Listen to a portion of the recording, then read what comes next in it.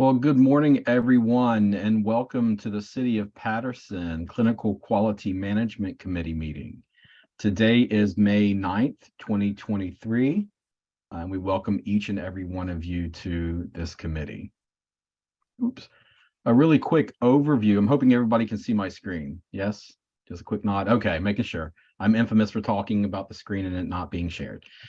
So just want to go over really quickly today's agenda. We'll do a roll call and a call to order, welcome and introductions, reports and updates from the recipient's office. We'll talk about the grant year 23-1 quality improvement projects. During that time, we did ask that everyone please bring their care continuum dashboard. But as Paula emailed me today and Derek and I noted, we are not able to run any dashboards out of eCompass because we are locked out. So when we get to the recipient's report and maybe to RDE, they can hopefully address when we might not be locked out anymore, and we can get back to those care continuum dashboards. Next, the health disparities calculator project. We'll talk about that. Lean Six Sigma training. I'll get updates from RDE, and then we will adjourn the meeting. All right, like we usually do, we will start with our roll call and making sure our single points of contact are with us. And if not, to see if we do have a representative of that organization. And we will start out. I'm going to go backwards this time because I usually always start out with Paula. So we're going to start with Team Management 2000. Do we have anybody with us from Team Management 2000? All right, you may be on mute if you are. All right, straight and narrow, Miss Gloria. Good morning, Gloria Price, medical case manager here at Sugar Narrow Apartments. All right, great. And Miss Connie? Hi, my name is Connie. I'm a substance abuse counselor here at Straight and Narrow. Great, thank you both for joining us. All right, St. Mary's General Hospital, Priscilla or Jeanette, or anyone from St. Mary's. All right, St. Joseph's Hospital. Preparing Adolescents and Adult Ideology Now, Payne, Roger Lester, or Mr. Jerry.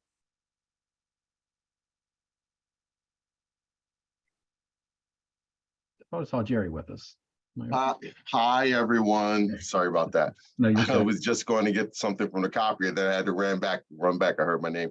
Hi, everyone. Jerry Dillard, Chief Operating Officer at Payne. Awesome. Great. Thanks for joining us. All right. Paterson Counseling. Anyone from Paterson Counseling? All right, let's circle back really quick and put Priscilla on the spot. Priscilla, would you like to introduce yourself? You may be on mute.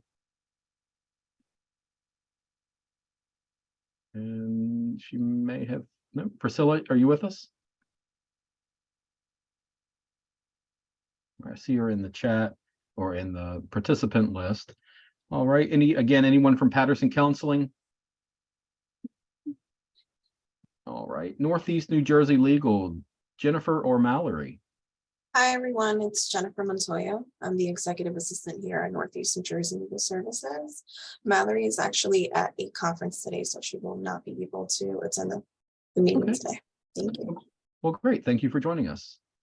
All right, anybody from Hyacinth AIDS Foundation? No, Jokobed had emailed me and said she would not be able to make it today. Is there anyone else? All right. Hackensack. Monique from Team Management. Oh, I'm sorry. It's Monique from Management. I've been on since 11. Okay. Thank you, Monique, for joining us. Okay. Are I'm you here. Are I you just gonna got a be call that I wasn't on. Go ahead. I'm sorry. okay? Are you going to be the point of contact for now for team management for the quality improvement? Yeah. That's Monique Springer, correct? Yes, sir. All right, perfect. We'll get you updated. All right. Okay. My connection is a little off right now, so usually it keeps coming in and out while I'm doing something here. So just bear with me. Yep, no worries. You're a little choppy. I think you said that you're having issues with your internet. and that we're Yes. we're gonna work with you. Don't worry, we got you. All right, Okay. thank you. Right, But here, not quite sure what that was. If you can just type it in the chat if you have that availability. All right, next, Hackensack Medical. I think I saw Mary Beth. Am I correct? Ali? Yeah, I wrote in the chat, but Donna's on, but she's on her phone. So Donna, can you Okay. jump on? I don't know. Donna's Oh, no worries. good. Okay, thank you. You're welcome. Thank you. Nice to see you, Thomas. Thank you. Likewise. Yes, ma'am. All right, I'm Passaic. here, I'm here, Oh. I'm here. Donna's here. All right, Miss Donna, thank you so much. All right, Passaic Alliance, we have the crew. We have Grace, we have, I think I saw Luz on there. We all here. You have Grace, Darlene, and Luz. And Darlene. All right, perfect. Everybody's with us today. Thank you for joining us. All right, Capco. Good morning. Good morning. Yes, Faustina Jones from Capco. I'm an administrative assistant here. All Good right, morning. My name is Shonda Freeman. I'm a case manager here at Capco. great. Thank you, Shonda. Nice to meet everyone. Likewise, we're glad to have you. Thank you both. Thank you. And is your illustrious leader still on? Yes, he is. Hello, everyone. Jerry Dillard, Executive Director, CEO at Capco. Ben, please introduce yourself. Morning, everyone. My name is Benjamin. I'm a case manager here at Capco. Awesome, great. And so we got the Capco crew with us as well. Thank you all for joining us. All right, Buddies of New Jersey, Carolina, I think I saw you earlier. How are you? How's everyone? Good morning, how are you? Thank you for joining us. Also on that call. All right, no worries. And anybody else from Buddies? Iris. Yes, Iris. Oh, Iris, oh, there, okay. Perfect, thank you. And Bergen family, Paula. Hi, I'm Paula. I'm here, and Graz is as well. Awesome. Hi. Good morning, Graz. Good morning, Yes. Paula. Perfect. So we have a really good turnout today. I'll just circle back. And then Roger joined us. Roger, do you want to introduce yourself? Roger Lester, CEO, Executive Director of Payne, located in Paterson, New Jersey. Awesome. All right, and we'll just circle back. Oh, I forgot to give y'all a check mark. My apologies. Anybody from Hyacinth? And anybody from Patterson Counseling join us?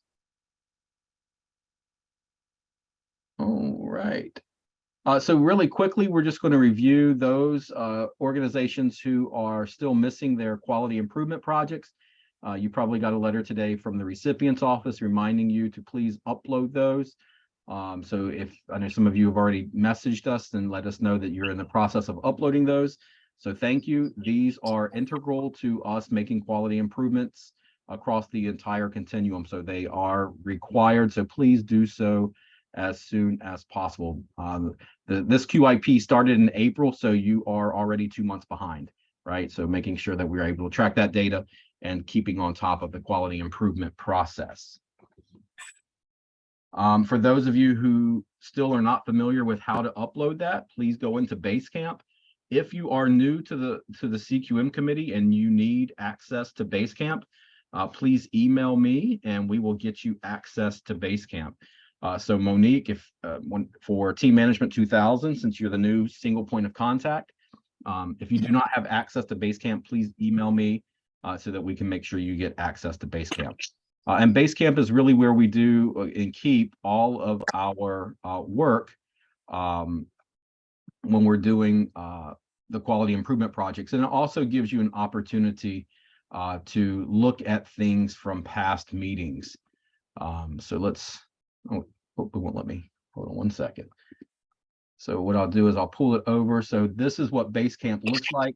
When you get there, you're not going to have all of these projects. You'll see Bergen Passaic CQM Clinical Quality Management Committee. This is Basecamp, okay? So this is where we keep all of our docs and files. This is a message board. This is where I kind of send out reminders for everyone, opportunities for training, anything, any announcements that come up from HRSA. So tons of things here, and you can respond to those. Documents and files. So here are all of the past meetings if you want to watch the video of what took place. So anytime that you're looking for documentation or you're looking for what happened in previous meetings, all of the information is here for you to review. All right. Also in docs and files is where 23-1 QIP. These are the templates. This is where you upload the worksheets. And then also keep in mind, if you ever are like, oh, when's the next CQM committee meeting? Here it is. It also sends you an email reminder prior to the meetings. So not only do I send you out an email reminder, but Basecamp reminds you as well of when the next meetings are. All right. Any questions about Basecamp? Again, if you do not have access to Basecamp, please let me know and we will make sure that you get access to that. All right, so with that being said, I'll stop sharing and see so we can see everybody's beautiful face. Are there any technical assistance requirements for any subrecipients related to the Clinical Quality Management Committee? Any questions, any concerns? Again, this is our third cycle of quality improvement projects, or the acronym QIPs. Any questions? Anybody want to share something that's happening? Besides, we already know that we cannot get into the eCompass system. It's locked out for some of us, so we will address that in a little bit. All right, so we'll turn it over to Millie on recipient report. Good afternoon, everyone. It's almost afternoon, so I'll take that Almost back. there, almost there. Millie's looking forward to lunch. Yes, yes. No, actually, I only have until 12. So yes, I'm having a problem with the LKM. So it has kept me offline, and RTE is actually working with me to get that going. When is that going to happen? I'm not 100% sure. As soon as I do, everyone will know, because everyone will have access to what it is that they're requesting access to, just do data or whatever the situation is, because the system kicked you out.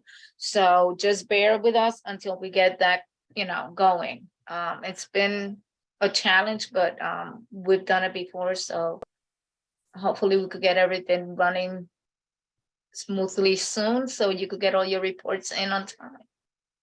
And that's basically all I have to say. Everything else relates to getting the balance of the awards and contracts in place, and all of that should be all completed within the next week. All right, perfect. Thank you, Millie. Any questions for Millie before we move on? Of course. None for you. You get one question. Go ahead.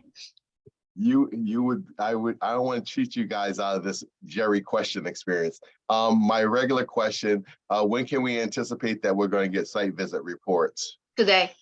Yours is, I just finished going over that, so you should have yours today.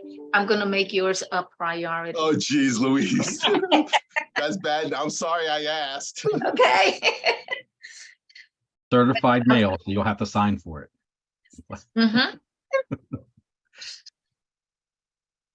All right, any other questions?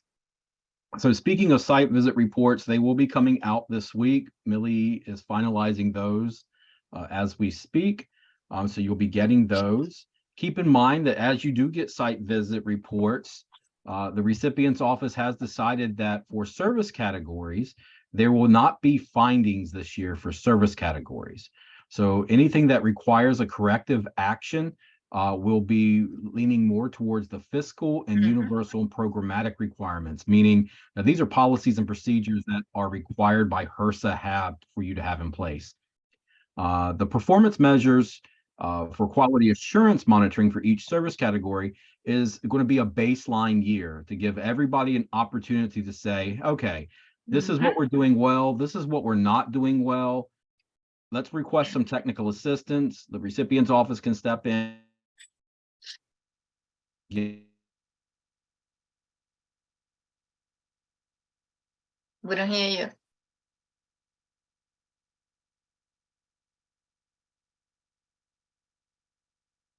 You froze. Yes.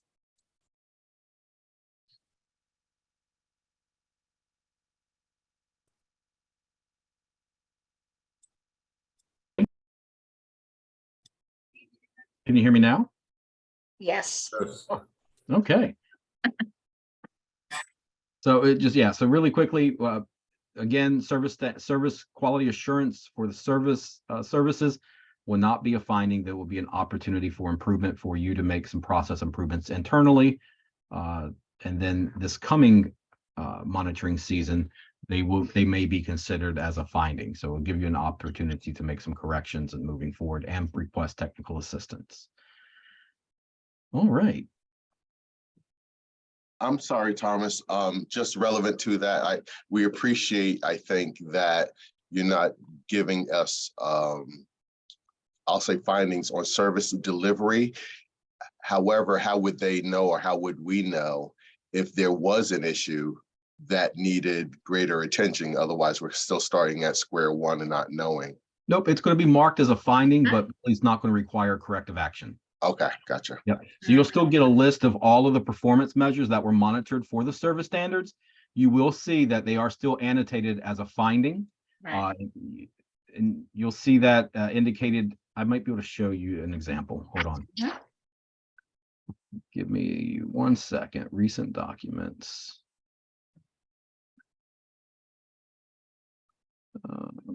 Don't be putting my findings up there, Thomas. No, I'm trying to. All of them. Now that Jerry asks questions, we'll I was talk like, about okay, it. you Mr. Question Dude, we got something for you. I was going to request yours, Jerry. So I'm just going to take a quick screenshot and put it into the PowerPoint. All right, there we go. Copy. All right, so I'm going to delete this picture and Control V. There we go. All right, so let me share really quickly. So this is what you'll see for each of the services provided. Can you see this? Mm-hmm. All right. So for instance, what was the service guide? Let me read this. Can Looks you like blow this it is, up a little bit, please? yeah, Thank you. you're welcome. So this is EIS, Early Intervention Services. And what you'll see here is this is how we monitor that service category. These are the required components of EIS in alignment with the national monitoring standards and programmatic requirements of HRSA-HAB, right? And so over here, you'll still see, for instance, and this is, again, this is an example, that 6 charts that were reviewed were non-compliant. And so you'll see a red indicator here. If it were 6 compliant and none non-compliant, it would be a green indicator. So you'll still see green, yellow, red, or black. If it's black, that means it was not applicable or it doesn't count. So for instance, some service categories said, are the clients currently virally suppressed, right? We can't ask you for a corrective action on people who aren't virally suppressed, right? Because that's your process improvement of getting people to viral suppression, right? That can't be a corrective action. The process of getting there can be. If you're not monitoring that and you don't have that documentation, then you may see something there. But as far as that, just kind of gives you an idea. Also with case closures and whether or not they were discharged. Again, if we were unable to determine that, you'll see a fine. However, in most cases, was the client referred after they were discharged because they were lost to care? That won't be a finding. That would just give you an idea of how many people were discharged or how many people were lost to care in the ones that we reviewed. But for these, you'll see that these will not require a corrective action plan. It's going to lean more towards whether or not you had policies and procedures in place for the operation of the program, right? Does that make sense? So that you'll see one of these for each of the service categories reviewed. All right. All right. All right, next question. So we have what wants me to redo it. Oh, actually, I like that one. No, don't do that. All right. So the next topic that we're going to do, and this is how I go down a rabbit hole trying to make a 5-minute PowerPoint into an hour and a half. So, the next thing that we want to talk about really briefly is the introduction of a health disparities calculator. So as our clinical quality management committee starts doing some more involved work, right? So right at the beginning, we've been just trying to get the basics down, how to do a quality improvement project, how to report out, what does all this mean? We're going to start adding new components to it to help inform our service delivery and also to help inform what we need to be doing with our quality improvement projects. And so really quickly, we have our Director of Data Analytics, Andy McCracken, is with us today. Andy is a data guru, and he will be leading the process for the creation of a health disparities calculator. And so, Andy, you want me to continue to share, or you just want to talk about it for a little bit? Oh, well, you can keep sharing. I can talk over it. Okay, thank you. So yeah, like what Thomas was saying, we're exploring these health disparities calculators as kind of beginning like as a foundation, a more structured approach to kind of coming up with the subpopulations that we should focus on for various CQM projects, stuff like that. I think a lot of time in the past, at least in my experience, there's been a lot of, you pick and choose what you can look at, and it's kind of a limited view in terms of what you have in your data and what's really there. So we have this approach that it's not necessarily the newest approach, but we're looking at throwing a few twists into it as well to make it our own. So these disparities calculators, we take data output from your CareWare or whatever the database is that your TGA EMA uses, and we go through every permutation of demographic. So you look at every race, ethnicity, every combination of age, basically all the important significant demographic variables to your population, and then we look at the disparities between suppression between each of those groups. So that provides us the ability to look at basically every permutation of demographic, and we can see, are they more or less suppressed than whatever your baseline is, your standard. So that's kind of it's our more structured means of evaluating baselines and creating baseline levels for a CQM program in a lot of ways. It's almost, if you can think about it as formative research to help guide CQM efforts that can also be used as baselines as years go on. So you can say we want to improve these baselines. They can be used as measures as you continue. And also something that's really interesting is it's not just a disparities calculator for suppression. We can also, as time goes on and you get a better feel for what the needs are, in terms of your data and stuff like that, you can look at housing, you can look at employment, you can pick whatever outcome that you might want to look at. So, and then as time goes on, we use that to assess the effectiveness of the interventions, and then the CQM process takes over. And that, so essentially we want to start out and have a good, healthy, standardized approach to kind of finding out where your populations are at, and then you can kind of let the CQM projects run with that. Great, thank you. And so if that didn't make any sense, basically it's a system-wide CQM data project that Millie had approached us and said, hey, we need to get some more meaningful data out of what we're doing. And how do we do that? And so she's asked us to kind of put this together. CQII has a tool, but we're going to kind of manipulate that tool to work specifically for our TGA and really give us some indicators, like Andy said, based on some very basic demographics, starting out with race, ethnicity, age, gender, geographic location. And, with that being said, there's going to be opportunities for us to really look at, are there specific area codes, or not area codes, gracious, zip codes within our jurisdiction that may have a health disparity based on just geographical location, right? Maybe they're, a certain distance away from providers. Maybe there's no Ryan White providers in that particular within, there's lots of things we can do with it. So we're very excited about introducing this. It is going to take us a little while to get, a lot of data components. So we're hoping to have this up and running and ready to start using by our first half quality improvement project in 2024. So as we start developing this, we'll look at some of the data, we'll look at how we can use it. And then on a regular basis, we'll start running this data and presenting it to the CQM committee as soon as it's ready. And what's not accepted. Right. Any questions about the health disparities calculator? Exciting times. So disappointment. All right, so another exciting activity that Millie had approached us and saying, hey, you know what? I think the CQM committee, we know the CQM committee needs a little more opportunity in receiving some training. And so Collaborative Research has worked with some of our partners in developing a Lean Six Sigma training for the CQM committee that will give CQM SPOCs their certification and yellow belt in Lean Six Sigma, right? So this is a great thing. And so you're probably asking yourself, you know what, I've heard of Six Sigma before. I thought it had to do with like factories and process improvements for the military. It does, but we are kind of tailoring it towards the CQM committee and clinical quality management and how that works for us.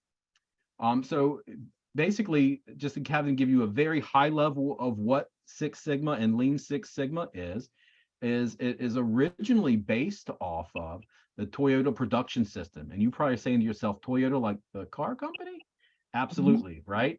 And so it is based off of that and how they could do and learn how to avoid what they call waste. And waste isn't necessarily trash that we throw in the trash can or in a receptacle. It's really looking at processes that we may do that have no efficiency towards our outcome, right? So really identifying various steps along the way that we're already doing that may not be beneficial to the goal that we're working on. And we kind of call that, again, waste or excess inventory or defects or a waste of time. And the Lean Six Sigma approach kind of looks at that and helping use data to improve processes, either for quality of products, quality of service delivery, but in the basic realm of it, we're going to learn how to do a thing called DMAIC. And we already do that in our quality improvement projects, right? Through our PDSA cycle. And so we're going to learn how to define, measure, analyze, improve, and control the situation, right?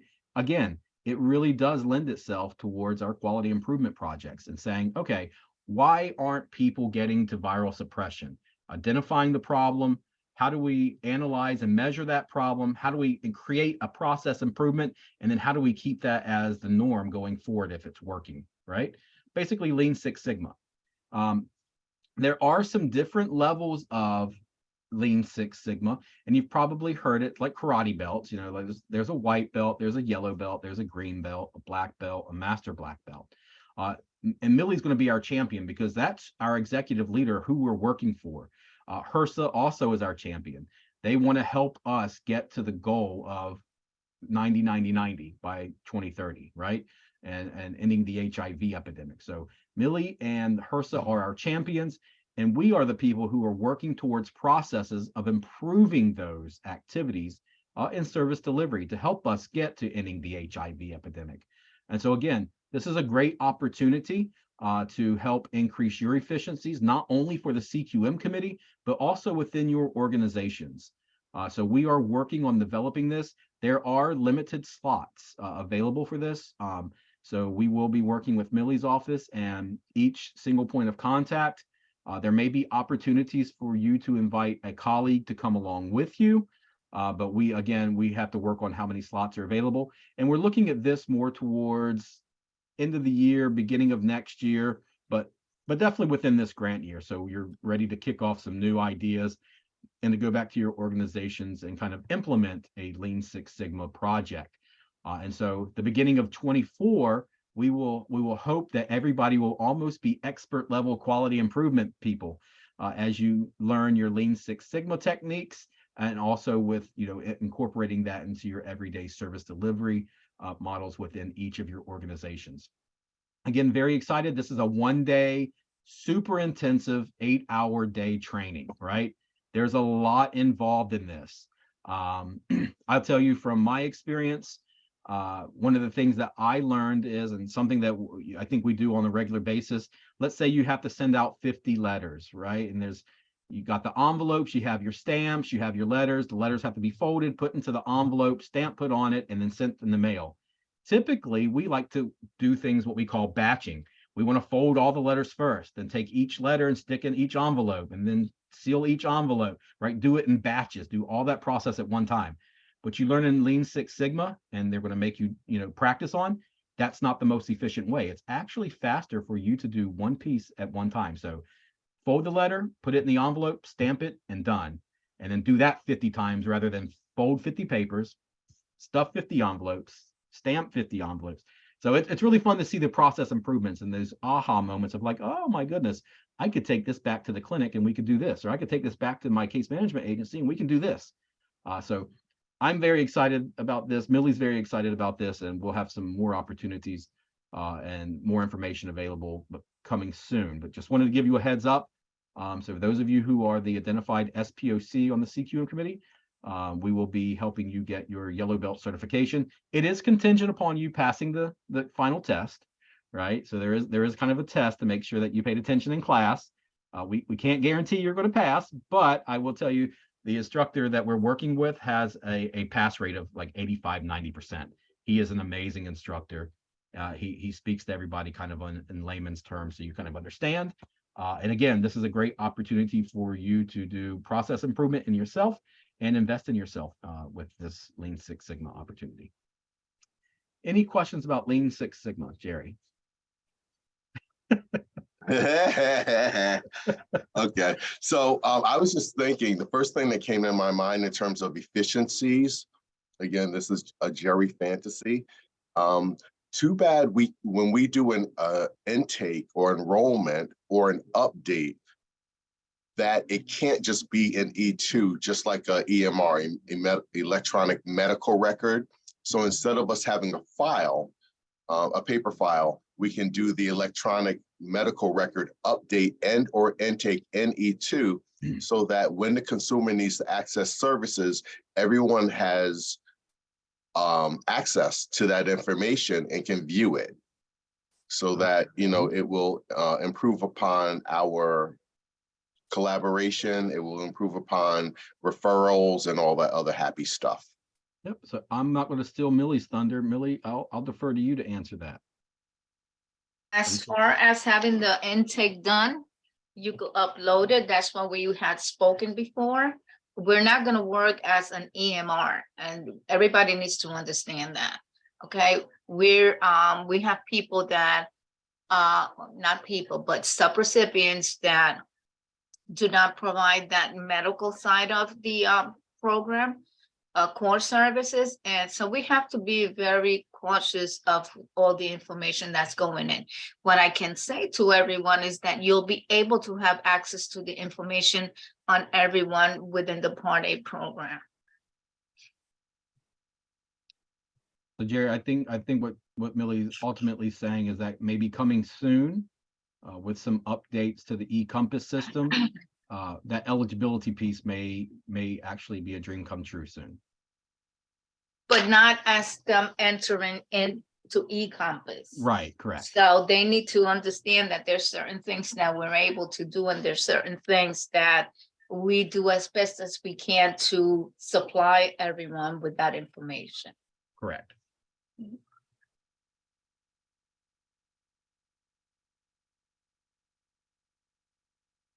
All right. Any other questions about QIPs, Health Disparities Calculator, or Lean Six Sigma training? All right, that brings us to any updates from RDE. Robert? There's no updates at this time. We'll just be reaching out to Millie to resolve the LKM issue and hopefully get everyone else unlocked at that point. Okay. Thank you. Thank you. All right. And then finally, our next CQM committee meeting will be Tuesday, June the 13th from 11 to 12:30. Again, if you ever have an issue and need to review what's happened in previous meetings, please visit Basecamp, and you will be able to see all that great information. All right, and if you need access to Basecamp, please email me or Millie, and we will make sure you get access to Basecamp. All right, if there are no other questions, we will give you back the remainder of your day. We hope you have a great rest of your week. And for those of you who still need to upload your QIP worksheets, please do as soon as possible, because we are in the process of reviewing those and providing feedback. And if there are no other questions, we will end the call. Have a great week. You too. Thank you. Have a good one, everyone.